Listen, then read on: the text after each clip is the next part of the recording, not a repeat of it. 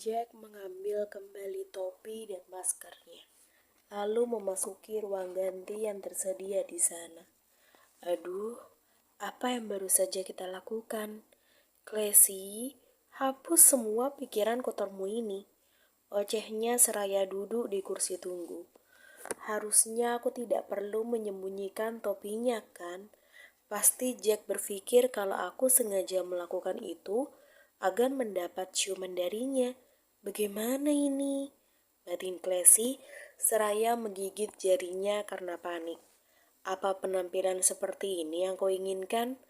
Jack sudah berdiri tepat di depannya. Classy mendongakkan kepalanya menatap Jack yang berada di sana. Kedua matanya membulat saat melihat Jack yang kini sudah sangat tampan tanpa topi, meskipun masih menggunakan masker di wajahnya. Kedua mata indah Jack begitu menyihir Classy saat itu juga, membuat Classy diam terpaku tanpa mengatakan apapun. Bahkan bibirnya ternganga dengan air liur yang akan keluar begitu saja. Untungnya, Jack segera menyadarkannya dari lamunan. "Halo, apa kau mendengarku?" Jack melambaikan tangannya tepat di depan wajah Classy. Sontak hal itu membuat Classy tersadar sepenuhnya dari lamunan. Dia beranjak dari duduknya dan berdiri di depan Jack. "Kau sangat tampan." Classy mengacungkan jempolnya seraya meringis kuda, memperlihatkan betapa putihnya gigi yang tersusun rapi di sana. "Kalau begitu, ayo pergi ke kantormu. Aku akan pergi ke suatu tempat siang ini, dan aku tidak ingin terlambat." Jack menggandeng tangan Classy begitu saja keluar dari butik Naurin. Namun, saat keduanya akan melangkahi pintu utama, panggilan seseorang sempat mengagetkannya. "Classy, tunggu!" teriak Naurin melengking, seraya berjalan menghampiri keduanya yang kini sudah berbalik menatap Naurin di sana. "Kau ini mau kemana? Siapa pria yang menggandengmu ini?" tanya Naurin. Bergegas, Jack melepaskan pegangan tangannya itu.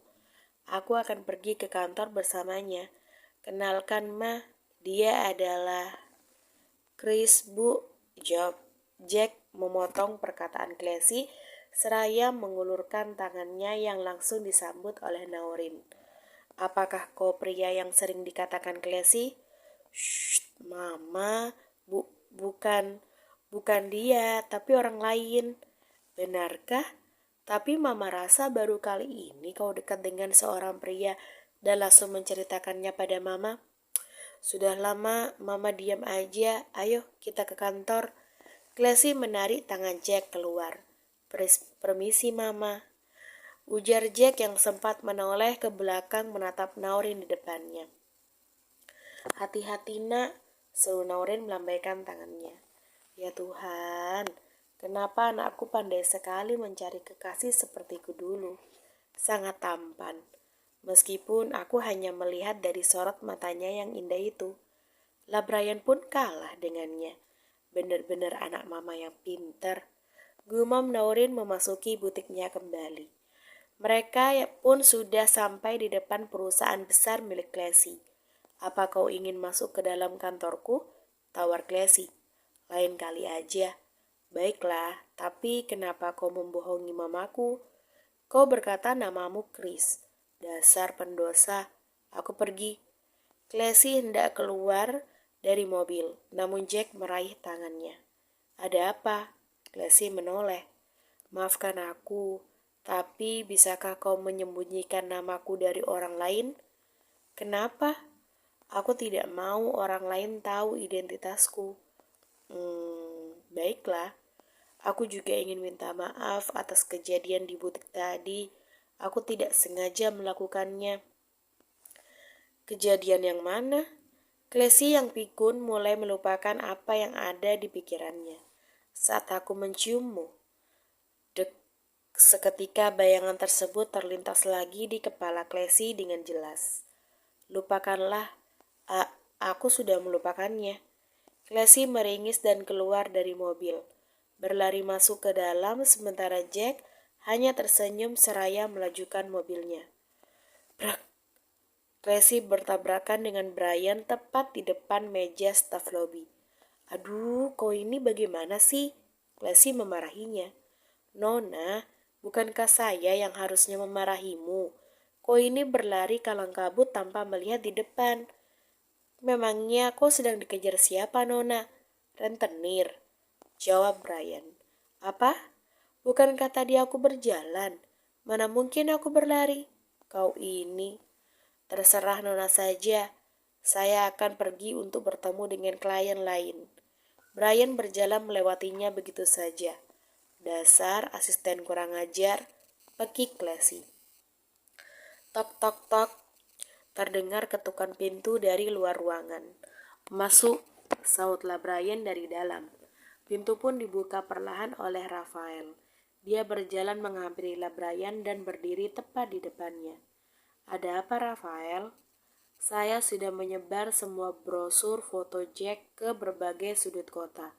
Dan sekarang para pengawal yang saya perintahkan akan memperluasnya lagi, Tuan. Untuk orang kepercayaan Tuan Carlos yang bernama Alex akan tiba sore nanti.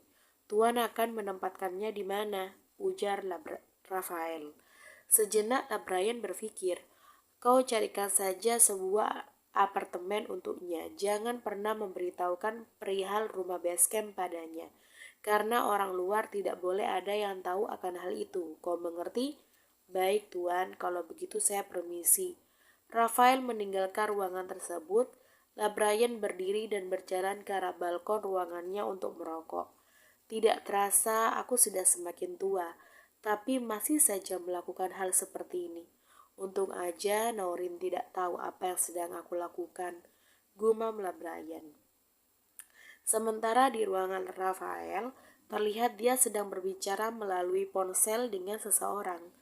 Perluas lagi penyebaran brosur itu, dan pastikan kau menghubungiku jika ada seseorang yang menemukan ataupun mencurigainya, perintah Rafael. Baik Tuan, akan segera kami lakukan, jawab pengawalnya. Mereka pun mengakhiri teleponnya masing-masing setelah perbincangannya selesai. Aku harus gerak cepat, ditambah lagi adanya Alex di sini. Kau tidak akan bisa melarikan diri lagi, Jack. Gumam Rafael dengan senyuman sinis yang mengembang di bibirnya. Hingga waktu terus berjalan, tibalah sore hari, tepat pukul 16:50 WIB. Terlihat Rafael dan lain-lainnya sudah standby di bandara, menunggu Alex dan para pengawalnya datang ke sana. Itu mereka, Tuan, seru salah satu pengawal saat melihat gerombolan Alex pun tiba. Rafael melambaikan tangannya, hingga Alex mempercepat langkahnya. Akhirnya kau sampai juga. Selamat datang di sini, Tuan Alex. Rafael memberikan salam pada Alex yang sudah berdiri di depannya. Senang bertemu denganmu, Tuan Rafael, jawab Alex. Ayo kita pergi dari sini, ajak Rafael, seraya memasuki mobilnya diikuti oleh yang lain. Mereka pergi menuju ke sebuah apartemen mewah yang disewa oleh Brian untuk sementara waktu, agar bisa menjadi tempat tinggal Alex di sana. Alex berumur 2 tahun lebih tua daripada Rafael. Mereka sama-sama anak muda yang sudah menjadi asisten bos besar berkat kemampuan handal yang mereka miliki. Kini, mereka semua pun telah sampai di sana. Rafael menunjukkan kamar mereka masing-masing yang terletak di lantai 2 apartemen itu, dengan total 5 kamar untuk 10 orang. Namun, Alex menempati kamar yang terpisah sendirian. Silahkan kau dan yang lainnya beristirahat terlebih dulu. Kita akan melakukan misi kita besok pagi. Jika kalian lapar, makanlah di restoran apartemen lantai 1. Semua menu yang enak tinggal kalian pilih. Perintah Rafael. Terima kasih atas fasilitasnya, Tuan Rafael. Sama-sama, saya permisi dulu. Rafael pun pergi meninggalkan mereka semua di sana. Setelah pintu lift terbuka, Rafael melangkahkan kakinya dengan terburu-buru keluar dari apartemen tersebut. Brr. Tidak sengaja, Rafael bertabrakan dengan seorang wanita yang membawa banyak sekali buku di tangannya. Buku-buku itu terjatuh dan berserakan di atas lantai. Wanita itu dengan cepat membereskannya. sementara Rafael masih berdiri mematung di depan sang wanita tanpa melakukan apapun, bahkan tidak membantunya sama sekali. Setelah merapikan bukunya kembali, wanita itu berdiri dan menatap Rafael yang berhadapan dengannya. Benar-benar tidak mencerminkan sikap seorang pria. Cetusnya sambil berjalan melewati Rafael begitu saja. Namun Rafael tidak tinggal diam. Dia mengikuti dan menarik tangan si wanita memasuki ruangan kosong di sana. Rafael membungkam mulutnya agar tidak berteriak, lalu menutup pintu ruangan sempit tersebut menggunakan kakinya. Rafael mengungkung si wanita pada tembok di depannya. Untuk sejenak mereka berdua saling menatap satu sama lain. Kau bilang apa tadi? Aku tidak jelas mendengarnya. Rafael melepaskan telapak tangannya dari mulut wanita itu. Kenapa? Apa kau tidak terima? Aku berbicara dengan benar kan? Kau yang menabrakku, tapi kau tidak membantuku mengambil buku yang terjatuh olehmu. Kau hanya terdiam dan menontonku di bawah kakimu. Seakan aku ini sangat rendah di depanmu kan? Kau berpikir seperti itu, aku yakin. Oceh wanita itu, yaitu Lea. Keduanya menatap tajam satu sama lain, hingga terlihat kobaran api yang menyala dari pupil mata mereka. Kau ini benar-benar membuatku emosi ya. Bukankah kau yang menabrakku? Kau jalan dengan wajah yang tertunduk dan tidak melihatku yang berdiri di ambang pintu. Padahal aku sengaja berhenti agar kau melihatku. Tapi ternyata kau menerjangku begitu saja. Apa perlu aku tunjukkan CCTV di sini? Dengan taruhan, jika perkataanku benar, berarti kau harus tidur bersamaku malam ini. Karena aku paling tidak suka difitnah dan disalahkan oleh seseorang dengan asal. Harus ada bukti yang akurat. Apa kau mau? Ujar Rafael dengan senyuman sinis yang mengembang di bibirnya. Raut wajah panik mulai terlihat dari mimik Lea di sana. Benarkah aku yang menabraknya? Bodoh amat, aku tidak ingat. Aku hanya kesal dengannya karena tidak membantuku merapikan buku seperti adegan di drama-drama televisi. Batin Lea. Aku tidak ingin tidur denganmu, kau jangan bermimpi. Baiklah, maafkan aku karena sudah memfitnahmu tanpa bukti. Aku mengalah dan ingin pergi dari sini. Jadi menyingkirlah dari hadapanku. Tanganku sudah sangat pegal nih membawa buku-buku yang berat ini. Kumohon, mengertilah. Lea Lea mendorong tubuh Rafael menjauhinya, lalu membuka pintu ruangan dan pergi meninggalkan Rafael begitu saja. Lea mempercepat langkahnya, sambil sesekali menoleh ke belakang hanya untuk memastikan kalau Rafael tidak mengikutinya lagi. Akhirnya sampai juga. Lea membuka pintu apartemennya dan bergegas masuk ke dalam, meletakkan buku yang dia bawa di atas meja. Lea berlari ke arah dapur membuka kulkas dan mengambil air mineral dingin seraya meneguknya sampai setengah. Benar-benar menyebalkan sekali pria itu. Tampan sih, tapi percuma kalau tidak mau mengalah dengan wanita. Bukan tipeku. Ocehnya seraya duduk di sofa ruang santai. Lea mengambil ponselnya dari dalam saku celananya lalu mulai menghubungi seseorang. Ayah, aku sudah sampai di apartemen.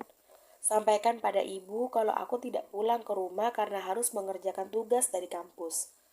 Baiklah, belajar yang benar agar kau tidak bodoh terus, jawab Jonar. Ayah juga pulang lebih awal dan tutup barnya dengan cepat. Ayah harus banyak beristirahat. Iya, siap. Jonar pun mematikan sambungan teleponnya secara sepihak. Sementara Lea berjalan menuju kamar mandi untuk membersihkan diri. Lea merupakan anak dari pasangan Jonar dan Hilda yang masih berkuliah di salah satu universitas di kotanya. Kini, Lea kembali ke apartemen yang Jonar belikan agar lebih dekat dengan universitasnya. Karena jika pulang ke rumah, maka perjalanan yang Lea tempuh akan semakin panjang dan memakan banyak waktu. Sore menjelang petang, terlihat Jack yang sedang berada di pinggiran pantai, duduk di atas pasir seraya bersandar pada mobil yang berada di belakangnya, mengambil sebatang rokok dari dalam bungkus lalu menyalakannya dan menghisapnya. Perlahan sambil menikmati matahari terbenam di depannya. Harus kemana lagi aku mencari tempat untuk bersembunyi? Aku tidak ingin tertangkap sia-sia oleh si brengsek Carlos. Jack mengambil ponsel dari dalam saku jasnya, lalu menata foto seseorang di sana. Dengan kedua mata yang mulai berkaca-kaca, Jack kembali mematikan ponselnya dan memasukkannya kembali ke dalam saku. Seandainya kau masih hidup, mungkin saat ini aku tidak sendiri. Semua ini gara-gara si brengsek Carlos. Dia pelaku namun merasa menjadi korban. Apa-apaan semua ini? Pekik Jack dengan rahang yang mulai mengeras. Tiba-tiba ponselnya berdering. Mendapatkan satu panggilan dari Classy. Bergegas Jack mengangkatnya. Halo, apa kau sudah pulang dari kantor? Tanya Jack. Aku masih di kantor nih dan belum pulang. Apa kau sudah menyelesaikan urusanmu siang tadi? Sudah semuanya, ini sudah mau petang. Dan kau belum juga pulang. Sedang menunggu apa di sana? Aku ingin kau menjemputku. Sebenarnya aku bisa pulang sendiri ataupun diantarkan oleh Brian. Tapi ada sesuatu hal yang ingin aku katakan padamu. Apa kau bisa menjemputku ke sini untuk pulang? Maaf, tapi aku tidak bisa. Lain kali kita bertemu lagi. Aku sedang sibuk dan berada di tempat yang jauh dari kantormu. Begitu ya. Baiklah. Tak apa. Aku akan pulang sendiri. Aku akan mengatakannya saat kita bertemu. Sampai jumpa. Classy mematikan ponselnya dengan raut wajah kesal. Classy turun dari lantai atas menuju bawah. Terlihat kantor yang sepi karena semua karyawan sudah pulang sekitar setengah jam yang lalu. Classy berjalan ke arah depan seraya menunggu taksi lewat, menoleh kedua arah untuk melihat taksi tersebut. Namun tak kunjung datang juga, hingga Classy memutuskan untuk duduk di halte yang tidak jauh dari sana. Jack beranjak dari duduknya. Saat hendak masuk ke dalam mobil, Jack dikejutkan dengan sebuah pistol yang sudah bertengger tepat di kepalanya. Jack melirik ke arah orang tersebut yang bukan lain adalah Rafael. Angkat tanganmu. Kau sudah dikepung dan tidak akan bisa melepaskan diri. Menyerahlah, tegas Rafael. Benar saja, Jack sudah dikepung oleh para pengawal yang menodongkan senjatanya ke arahnya. Sial, batin Jack seraya mengangkat kedua tangannya ke atas. Salah satu pengawal datang dan memborgol kedua tangan Jack di sana. Bawa dia ke gudang penyekapan, perintah Rafael. Baik tuan, pengawal itu pun menyeret tubuh Jack memasuki mobilnya.